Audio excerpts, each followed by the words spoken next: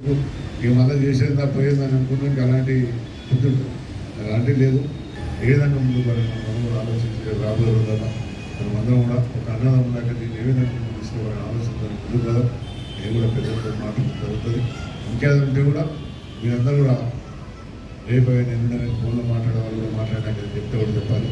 అందుకని మీ అందరి ఇప్పటిదాకా ఏదైతే మాట్లాడుకున్నామో మనం మంచిగా మాట్లాడుకున్నాం, నిజంగా కూడా ఆలోచనతో మాట్లాడుతున్నాం. ఏ ఉల్లాసం వెళ్ళి టీఆర్ఎస్లో పోయినప్పుడు ఇలా కార్యకర్తలు జరిగింది.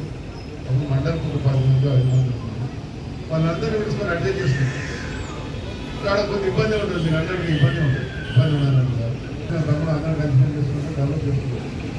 ఇప్పుడు మన సైన్యం ఎట్లా అవతల సైన్యం కూడా అంతే ఉంది. ఇబ్బంది లేదు మీరు అన్నట్టు. ఇబ్బంది అలాంటి ఇబ్బంది కాకుండా చూసి బాధ్యత తీసుకుంటారు. కూర్చున్న అందరూ మరో పని ఏం చేయాలి మాట్లాడుకుని ఏ విధంగా